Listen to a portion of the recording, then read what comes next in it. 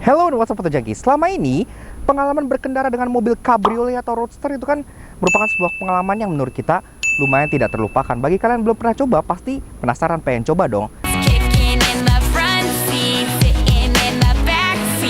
Dan pastinya kalian akan mulai melihat mobil-mobil roadster yang dijual di tanah air. Mercedes SLK, kemudian ada BMW Z4.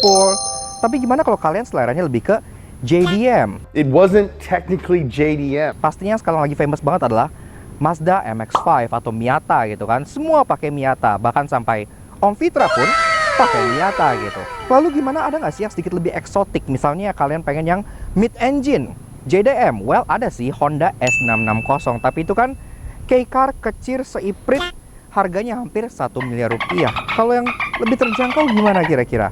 Well, ada sih mobil yang ini namanya lumayan legendaris ya. Inilah Toyota MRS tahun 2001.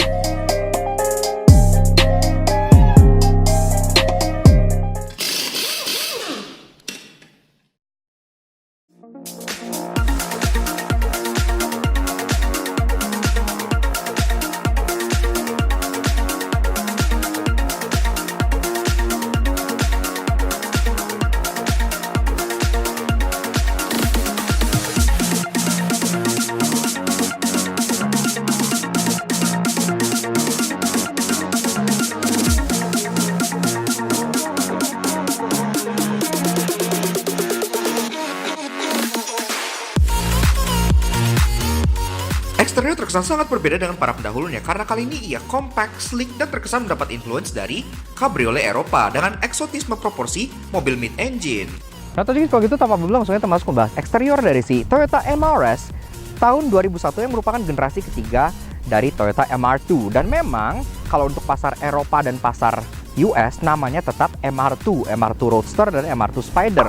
MRS ini hanya dijual untuk di market JDM saja. Dan ini adalah unit yang lumayan langka karena dia hardtop ya. Kaca hardtopnya dia sudah dilengkapi dengan ini ya, defogger gini ya. Jadi walaupun dia bisa detachable, ini fiturnya nggak kaleng-kaleng. Oke. Nah, nama MRS sendiri yang gue bilang tadi ini tuh artinya midship runabout. Ya artinya alat buat keliling gitu yang mesinnya di tengah gitu. Untuk 2 yang generasi sebelumnya atau yang di pasar Eropa dan Amerika itu namanya midship runabout 2-seater. Jadi untuk 2 orang. Kalau yang S sekarang udah diganti jadi midship runabout sports. Dia hoodnya di belakang karena lagi-lagi dia mid-engine. Wingnya sendiri pun desainnya cukup manis ya karena dia cukup rendah dan dia simple banget, nggak yang neko-neko, benar-benar kelihatan kayak wing OM. Untuk kambasinya nanti bakal kita buka pas kita startup dari dalam gitu. Taillight sendiri dia emang masih all bulb dan ini bohlam semua pun masih cukup wajar pada eranya. Jadi ada 2 cluster di bawah sini untuk lampu senja dan lampu rem. Di tengah sini ada integrated reflektor dan di atas sini di bagian luar sini ada lampu sen dan bagian tengah sini ada lampu mundur. Semuanya masih bohlam dan bagian mik atas ini pun di kayak smoke ala-ala pink gitu biar nyaru ke sini gitu ya. Ya cukup manis lah. Ke bawah lagi di sini ada tempat buat menaruh plat nomor dan ini pun buat ngeluarin udara karena kan ini bolong dan ini juga bolong di bagian bawah sini gitu. Jadi angin yang dari dalam sini pun bisa keluar langsung ke bagian belakang sini gitu. Jadi cukup aerodynamic juga mobilnya. Dan yang kayak gue bilang, ini kan dia udah ada kayak package yang ada ini ya. Ada wing, kemudian ada body kit. Jadi di sini ada tambahan kayak bumper yang lebih sedikit ngejebleh gitu. Jadi kelihatan lebih racing gitu. Dan di bawah pun secara tailpipe dia udah ada exhaust finisher yang simple banget, nggak racy, nggak trying too hard. Di sini kelihatan proporsi bodinya yang sangat-sangat low dan sangat tipis ya. Dia pun nggak banyak liuk-liuk yang aneh, jadi benar-benar garis lurus aja karena emang fungsinya cuman seringan mungkin dan ingin membelah angin seefisien mungkin gitu. Dan karena lagi-lagi mesinnya di sini, otomatis dia ada intake yang ditaruh di bagian samping sini ya. Jadi intake-nya ditaruh di sini. Untuk bagian door handle-nya lagi-lagi masih era 90-an banget karena ini door handle-nya masih model cepol gitu ya. Tapi at least di sini kerennya khas mobil-mobil sport, dia pintunya sudah mengadopsi pintu frameless seperti ini. Jadi lumayan keren lah, ini lumayan ngedongkrak tampilan. Oh, I like that. Me too. Lampu sen itu nggak ada di spion, dia masih ditaruh di fender di sebelah sini misah kayak mobil jadul. Tapi ini kan emang awal mulai itu keluar tahun 99, jadi udah tergolong emang agak jadul gitu. Dan spionnya pun yang kita suka, dia modelnya tuh pedestal, jadi nggak ke pilar yang di sini, tapi dia nempelnya di pintu. Bagian dari pack yang tadi di belakang sini ada aero kit yang lagi-lagi terkesan lumayan simple dan sewarna body, nggak ada aksen-aksen warna lain, bener cuman simple gini aja. Terus emang si MRS yang dijual ini dia kondisi kaki-kakinya sudah tidak standar ya, dan ini menurut gua peleknya emang agak besar sih, karena ini dia pakai ring 18 inci dan ini dibalut dengan ban Bridgestone Turanza dengan ukuran 21535 R18.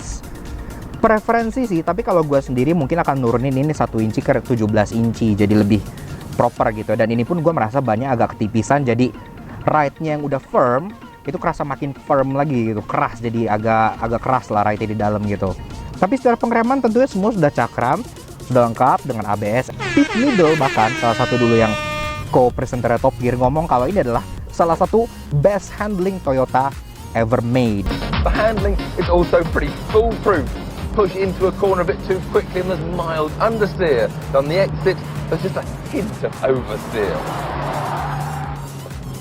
Ini tuh masih kelihatan banget ya aura-aura sports car ala-ala Jepang alias JDM yang tahun-tahun segitu gitu, karena desainnya tuh minimalis simplistik, walaupun memang secara overall desain ini memang agak sedikit terinspirasi mobil-mobil asal Eropa, makanya dia akan berubah bentuk jadi roadster atau cabriolet yang terinspirasi mobil Eropa. Dan di sini pun bagian depannya headlampnya tuh kayak yang swept back design gini ya. Kalau yang zaman dulu kan itu bulat-bulat aja atau yang kayak pipi-pipi, ini udah mulai swept back ala-ala mobil Eropa. Dan ini pun di Indonesia ada banyak orang yang nggak bertanggung jawab gitu ya, punya MRS dan badge-nya tuh diganti Porsche gitu, kayak contohnya yang ini.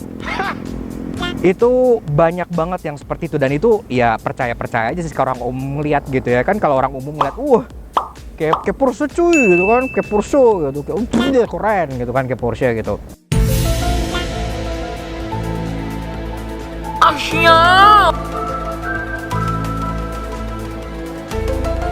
Agak melawan kodrat Tuhan gitu ya, tapi ya whatever. Lampunya ini simple banget, modelnya sih cakep sweepback, tapi untuk bagian dalam dia klasternya bulat gini aja, masih kristal multi reflektor, dan di sini pun sudah diganti dengan HID karena memang bawaannya kan masih bola halogen biasa ya, H4, jadi gampang juga pada zamannya. Lampu kecil di dalam, lampu besar dan lampu high beam pun jadi satu di klaster bulat ini, dan lampu sen ada di mika kecil yang ada di tengah sini. Simple. Dan ini pun di bagian dalamnya mikanya itu di finish dengan surround berwarna hitam doff gitu ya, jadi kelihatan agak sangar depannya gitu, nggak polos. Dan di depan sini pun semua air intake-nya itu simple ya, udah cuma air dam satu aja di sini gitu kan, karena dia kan nggak perlu intake yang aneh-aneh karena mesinnya di belakang ngambil intake-nya dari samping gitu. Ya udah, ini untuk keperluan airflow aja, untuk AC dan lain-lain gitu ya. Dan ini di bawah sini pun ada body kit yang senada dengan samping dan belakang, yang modelnya memang agak ala-ala street racing gini. Dan ini ada lubang, dan lubangnya beneran bolong at least ya, jadi bukan cuman ala-ala doang. Dan untuk sebagai pelengkap semuanya di sini ada emblem yang agak ikonik gitu, karena emblem ini gambarnya sih gambar burung gitu ya, walaupun dia ada kayak pitanya gitu, jadi lebih kelihatan kayak ayam gitu. Tapi sini ada tulisannya Midship Runabout, dan ini kita bakal jelasin nanti pas di bagian yang interesting. Interiornya memang terkesan sangat sederhana dengan material serba plastik, tapi winning formulanya justru ada di posisi mengemudinya yang terasa sangat low, seolah menyatu dengan sasis. Kalau kita berdiri, ini mobil tuh tingginya cuman seudel doang tuh ya.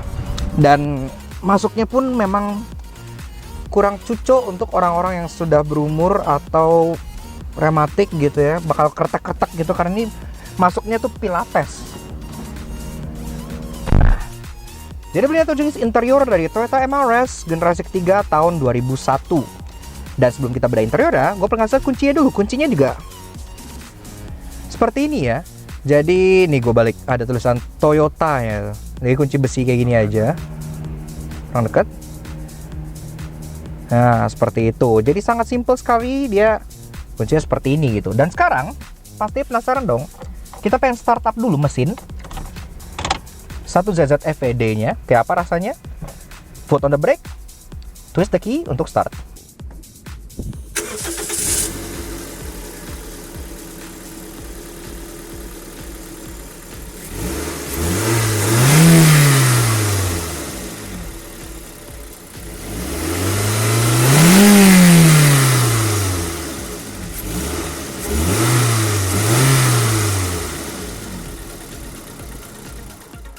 Nah, untuk Jengkis, untuk urusan dapur pacu sebenarnya si Toyota MRS ini hanya memiliki satu pilihan mesin, yaitu unit 1800cc 1ZZ FED inline 4 dengan teknologi Dewa C dan VVT-i.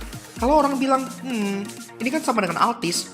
Well, not quite, karena kalau Altis itu kan 1ZZ FE. Kalau ini FED dibuat di Jepang dan memiliki kesamaan dengan beberapa mobil seperti Toyota Celica, Toyota Wish, dan Toyota Will VS. Ini memiliki tenaga maksimum 138 horsepower dengan torsi 171 Nm. Yang di made ke pilihan transmisi ada 5-speed manual, 6-speed manual, ataupun yang ini 6-speed sequential manual transmission atau AMT gitu ya. Berpenggerak roda belakang.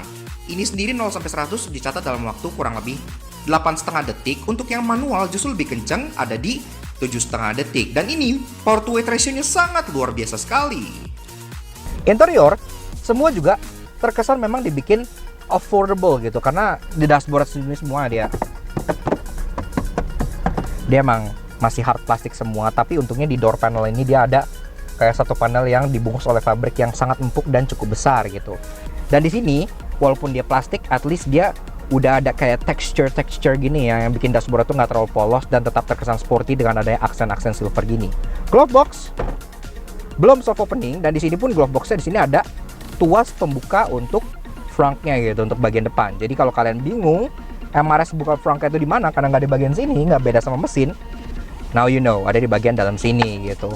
Masuk bagian center konsol, mulai dari atas dulu. Di atas ini ada tempat penyimpanan gitu ya, yang lumayan dalam, tapi sebegitu aja, nggak ada apa-apa isinya. Tapi kan kayaknya review Roadster atau Convertible tuh nggak afdol kalau kita review itu dalam keadaan ketutup gini ya. Ini kan model hardtop, jadi ini two man's job. Kita pengen coba buka ini. Inilah montage pada saat kita buka mobilnya. Yuk, let's go.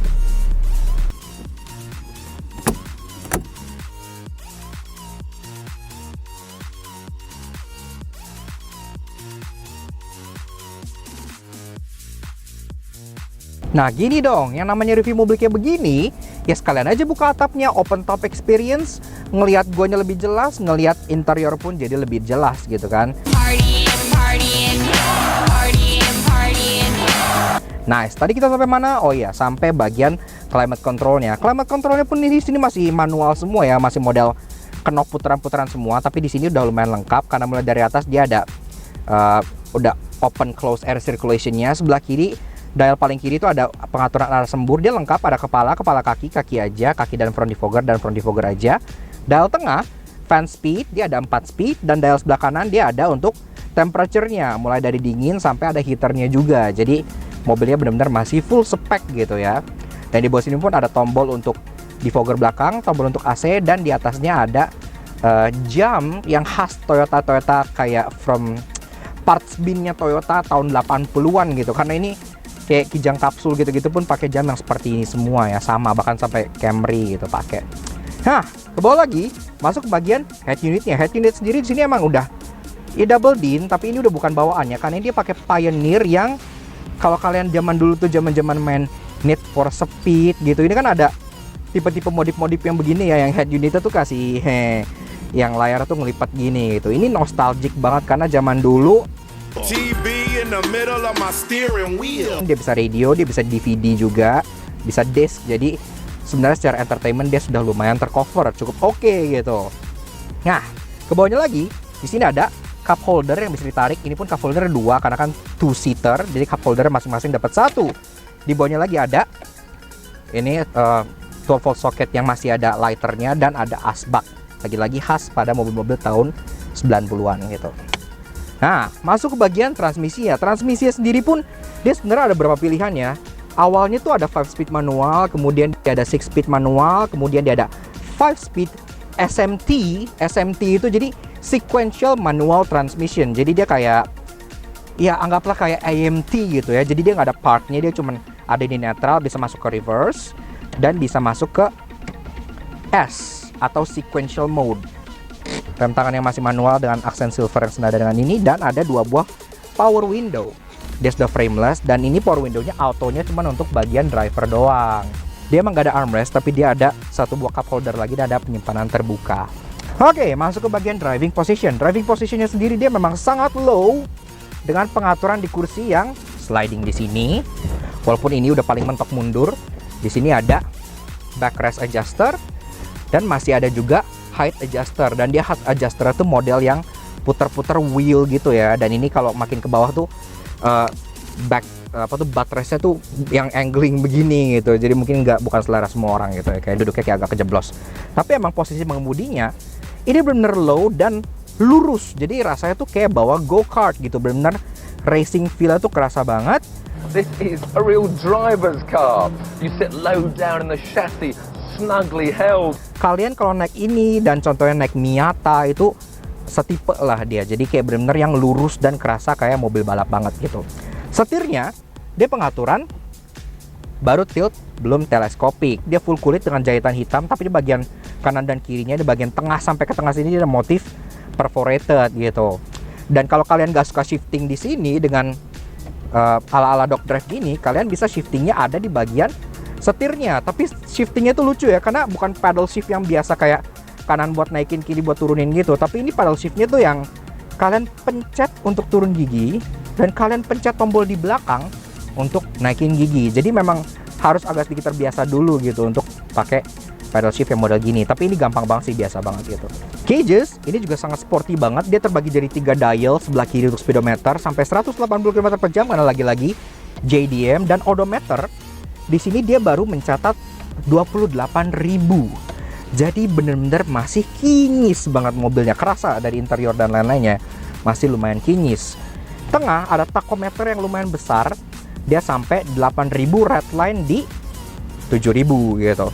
Sebelah kanan ada fuel gauge, ada temperature gauge, dan ada berbagai macam warning lights kayak untuk ini, door ajar, untuk fuel warning, ABS, engine check, dan lain-lain itu ditaruh di sebelah kanan gitu. Jadi cukup simple, semua dengan backlit warna putih yang khas tuner-tuner era 90-an. Ada window lock dan ada central locknya di bagian kanan sini.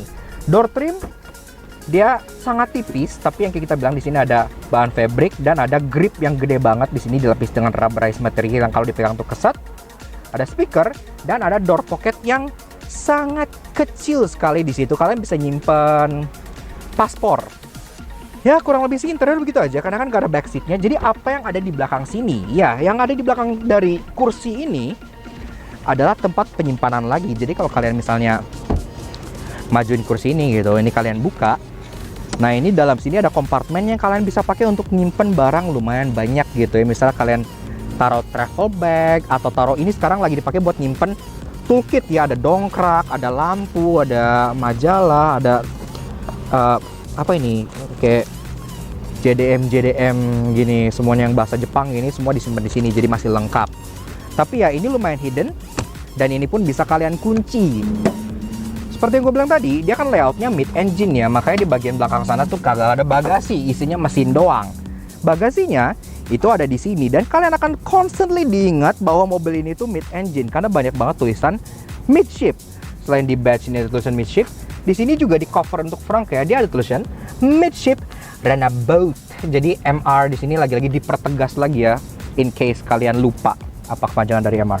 Dan ini kita tinggal buka aja begini, ada kayak centelan gitu yang kalian bisa centel di sini contohnya gitu. Nah ini akan terus tertahan. Dan di sini juga emang untuk front ya, dia nge-housing mandatory spare tire karena kan memang mobil ini nggak pakai RFT, jadi tetap harus ada spare tire-nya. Spare tire sendiri ini udah makan lumayan space ya di sini ya. Jadi dengan adanya spare tire ini pun dia bagasinya agak sedikit berkurang. Kalian bisa masukin backpack ke sini. Lebih gede dari backpack itu akan susah, kayak travel bag gitu-gitu kayaknya lebih baik taruh di belakang kursinya. Sini udah nggak muat lagi gitu. Tapi ya oke lah buat liburan gitu kan. Backpack biasanya cukup untuk backpacker. Dan sisanya di sini kayak cuman ada kayak ini ya, ada fuse, ada washer fluid gitu-gitu. Jadi sisanya ketutup rapi, di sini nggak kelihatan apa-apa. Nah, Tojang East Toyota Mares ini boleh sangat rare dan keren, tapi inti dari mobil ini kan driving experience-nya. Gimana kalau dibandingin dengan Miata? Yuk, kita mendingan bawa jalan-jalan aja, let's go. Ya, Tojang East sebenarnya kalau kalian pengen ngebandingin mobil ini contohnya seperti Mazda Miata gitu ya, karakter itu memang agak beda gitu. Dia lumayan unik karena kan layoutnya ya midship. Jadi mobilnya tuh kerasa depannya tuh ringan gitu. Bahkan ketika kalian ngegas, itu tuh mobilnya tuh kerasa kayak agak begini ya, agak ngedongak gitu ya. Ditambah lagi dengan transmisi yang seperti ini kan transmisi yang SMT SMT itu semacam AMT gitu, jadi kerasa shiftingnya tuh ya kasarnya ala-ala kasar manual gitu. Kalau kalian ganti gejegrek gitu kan, agak lebih ada kerasa kayak begitunya gitu. Nah sekarang kita mulai dari 3 hal positifnya dulu. Pertama adalah tentunya handlingnya, pastinya gitu kan. Orang yang beli mobil ini itu pasti ngincer handlingnya, karena handling dari mobil ini itu kayak kutu gitu. Footprintnya kecil, compact, gampang dibawa kemana-mana, manuver gampang gitu ya. Cocok untuk perkotaan, mau kalian pakai ngebut atau enggak, mobil ini sangat ideal gitu. Bahkan untuk mejeng kalau kalian yang suka mejeng. Kemudian yang kedua, soal performanya. Tapi performanya bukan dari sisi seberapa kencang dia ya, karena mobil ini kan cuma 1800 cc, jadi nggak gede-gede amat gitu. Tapi karena bodinya yang light, kemudian footprintnya yang kecil, jadi benar-benar kerasa kenceng gitu. Walaupun mobilnya nggak kenceng, mobilnya terasa fun dan terasa gesit. It means it's got the best power to weight ratio ever. So it's able to match its main rivals, Mazda's MX-5 and the MGF. Yang ketiga tentunya unmistakably adalah tentu open top experience-nya gitu. Karena charm dari sebuah cabriolet, apapun mobilnya, mau fun to drive mau enggak, itu tetap ada sensasi open top experience-nya, itu nggak bisa dipungkiri gitu ya. Itu benar-benar luar biasa experience, harus kalian coba. At least seumur hidup tuh kayak pengen sekali punya mobil yang bisa open top kayak gini gitu. Dan ini menurut gua bikin happy lah gitu ya. Dan itu pun kita bawa kita ke bagian negatifnya. Yang pertama adalah mengenai bantingannya, ride-nya. Memang ride dari mobil ini itu bisa dibilang harsh, keras, ditambah dengan unitnya udah ganti pelek ring 18, jadi dia kerasa lebih stiff lagi gitu. Mungkin kalau peleknya diturunin jadi 16 atau 17, bantingannya bakal lebih proper. Itu yang pertama. Yang kedua adalah soal nih, bawa mobil ini itu kalian kayak dalam posisi siap siaga, kayak kalian bawa racing car gitu. Posisinya lonjor, kemudian duduknya tegak, karena ini kan emang dia nggak bisa recline lebih jauh gitu. Emang recline paling mentok kayak segini. Jadi kalau kalian misalnya pengen posisi driving yang lebih relaxing gitu, yang lebih slouch gitu, yang lebih santai, kalian lagi capek, bawa mobil ini tuh ya bakal kerasa capek. Karena selain bantingannya stiff, posisinya juga duduknya agak sempit. Apalagi dengan transmisi ini yang ketiga, transmisi SMT atau SMK atau SMP-nya ini, ya dia punya gejala khas transmisi AMT, yang ketika misalnya shifting itu ada jeda. Jadi misalnya kita lagi pengen nge-floor gitu ya, lagi pengen akselerasi gitu. Ini gue pengen akselerasi. Nih. Nah, cek lagi. Jadi dia ada benar-benar ada jeda, kerasa banget di situ jedanya, kayak ya kayak shifting. Tapi bahkan sama shifting manual pun itu masih lebih cepat shifting manual. Makanya mobil ini sendiri untuk yang varian SMT itu dia 0 sampai 100 ditempuh dalam kurang lebih 8 detik. Sedangkan yang transmisi manual itu ditempuh 0 sampai 100 dalam 7 detik. Bahkan bisa 6,5 detik kalau untuk yang 6 speed. Jadi bedanya lumayan 1 detikan gitu kan antara yang ini dengan yang versi manualnya. Ya tapi Jakarta kan macet. Ya zaman sekarang kan orang pakai mobil kayak gini tuh lebih banyak untuk mejeng gitu kan. Ya sorry susah, tapi emang entusias di luar sana masih ada. Cuman di luar sana lebih banyak yang beli mobil kayak gini tuh basically untuk koleksi atau untuk mejeng aja. Dan rasanya transmisi kayak gini tuh bakal lebih relax dipakainya. Walaupun dia sangat eksotis untuk ukuran mobil Jepang dan sangat fun to drive, namun karena ia sudah berumur tentu pasti ada yang menyebalkan. Karena itu inilah 3 hal yang kami temukan di Toyota MRS. Spion ini memang sudah electric adjustment, namun dia belum electric retract. Tapi menurut orang kan, oh ini mobil kan gak lebar, kalian pasti nyampe anyway, oke, no problem. Ya jadi masalah adalah spion ini tuh kecil banget. Kalau kalian duduk di dalam, ini tuh kayak ngelihat spion motor gitu. Ini tuh kecil banget kacanya ya. Jadi menurut kita bisa kayaknya deh digedein dikit lagi gitu, karena ini susah banget visibilitasnya via spion ini gitu.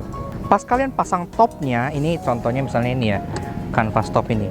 Ini kan ada locking point-nya kan yang di sini nih kan, yang begini nih. Nah ini kalau misalnya kita buka begini, ini tuh begitu ke sini itu kena ini. Jadi pas mau ngunci, kena ini. Jadi ini itu harus diturunin dulu, baru kalian kejelekin ke sini gitu. Tapi kan pada defaultnya ini emang begini gitu kan. Jadi pas kalian turun, kejepit ini, dan ini akan selalu kejepit, dan ini akan jadi wear and tear. Pada saat masuk generasi ketiga yang awal, MRS atau MR2 ini kan dia nggak dapat body kit dan spoiler gini ya, makanya dia punya third brake stop lamp tuh di bagian situ, di dekat engine bay-nya itu ya, di atas. Tapi karena sekarang dia udah ke bagian spoiler dan ada third brake stop lamp-nya, jadi third brake stop lamp-nya pindah ke sini, dan bagian sini jadi kosong alias nggak ada isinya, tapi tetap ada mika merahnya gitu. Jadi ini kita nggak tahu fungsinya buat apa. Kalau ngerem nggak nyala, lampu senja nggak nyala, ini kayak agak mubazir gitu. Tapi kalau dinyalain juga jadi salah karena jadi redundan. Namun tenang, ia nggak akan menjadi tungan pilihan Koga Shiwa di Initial D tanpa alasan menarik. Karena itu inilah 3 interesting yang kami temukan di Toyota MRS. Kalau kalian berpikir bahwa beli yang versi hardtop itu kalian akan rugi karena akan susah, karena tadi kan ngangkatnya PR banget kan? Enggak. Kenapa? Karena walaupun kalian beli hardtop, kalian tuh emang dari sananya bakal tetap dapat kanvas topnya ya. Jadi ini tinggal di pull aja gini. Nah, ini emang dari sananya tuh bawaannya tuh sebuah soft top gitu, cabriolet atau spider atau apapun mereka nyebutnya di luar sana gitu ya. Jadi kalian tinggal pilih gitu, kalian pengen ini atau pengen open top atau pengen hard top. Jadi anggapnya kalian kayak beli kanvas top tapi bonus hard top. Di bagian sini, di bagian footwell driver ini kan ada buat buka mesin, karena ini gambarnya sih buka bagasi, tapi kan karena yang di belakang itu mesin, ini buat buka mesin, dan ada buat buka tangki bensin. Dan di sini ada tulisan lock dan unlock. Jadi pakai kuncinya kalian bisa ngunci ini ya. Nah, jadi kalau ini dikunci, orang tuh nggak bisa buka kap mesin maupun tangki bensinnya. Jadi kalau kalian parkir di luar dengan keadaan open top, ke orang-orang tuh nggak bisa nakal pretelin mesin kalian gitu. Ini tetap ada kuncinya gitu. Kayak yang gue bilang, dia kan ngingetin lu terus bahwa kepanjangan MR itu midship runabout ya. Ini di badge ini badge-nya juga lucu. Dia ada tulisan midship runabout dan ada gambar yang kelihatan seperti ayam gitu, antara ayam atau burung atau phoenix, apa pokoknya unggas gitu ya. Dan kalau kalian deketin sini, ini kan ada tulisannya ini midship runabout, dan di sini ada di atas kepala unggasnya ini tuh ada kayak dia kayak pakai pita gitu, kayak huruf M gitu kan. Dan kepala elang atau ayamnya sendiri ini ngebentuk huruf R. Jadi ini tuh MR gitu. MR itu diintegrasiin ke burungnya. Dan di bawah sini sayapnya ini kan dia ada sayap nih kanan kiri kan. Ini tuh desainnya tuh ngambil dari air intake bagian samping. Jadi ya semua yang ada di logo ini itu tuh kayak ngereflek mobilnya, dan itu quirky sekali. Yaks. Jadi begitu sedikit funny impression mengenai si Toyota MRS atau Toyota MR2, tergantung kalian tinggal di mana gitu. Tahun 2001 generasi ketiga yang versi hardtop alias versi yang lebih langka ya. Menurut kita ini mobil itu akan sangat bisa banget jadi future collectibles, karena selain dia modelnya sangat timeless, eksotis juga karena dia cabriolet plus mid engine, fun to drive, ringan, dan walaupun emang dia nggak powerful amat, tapi at least sensasi open top dan sensasi handlingnya itu luar biasa banget. Nggak kalah lah sama Mazda Miata. Dan ini sekarang kondisinya lagi for sale. Kita juga sekarang pengen kasih shoutout dan thank you ke Nicholas Auto yang lokasinya ada di BSD ya, di dekat Progis itu yang ada banyak dealer mobil second, karena mereka telah minjamkan kita unit MRS ini untuk kita ulas. Mereka punya banyak banget juga unit-unit yang kinyis-kinyis. Ada yang lebih umum seperti Alphard, Velfire, Elgrand. Ada juga yang aneh-aneh seperti MRS dan Toyota Volts yang mereka semua jual semua dengan kondisi yang lumayan oke gitu. Kalau kalian tertarik, mobil ini dilepas dengan harga 380 juta yang kalian bisa kontak langsung pihak Nicholas Auto yang kontaknya ada di sebelah sini. Kalau mau lengkap langsung aja di description box di bawah. Thank you banget Nicholas Auto, dan kalian siapa tahu pengen kita ngolas Nicholas Auto yang lain, kalian langsung komen aja di bawah gitu. Ya, jadi thank you banget bagi yang udah nonton. Kalau kalian suka dengan karya kami, kenapa kalian support kami dengan cara subscribe ke YouTube channel kami di Laknats Auto Junkie. Kepoin juga sosial media kami. Untuk Instagram kami ada laknats_aj, pada Facebook kami di laknats.aj. Kalau gitu sekian aja untuk funny impression kita kali ini. Thank you banget kalau udah nonton. We'll see you guys again in the next video. Ride safe and Godspeed.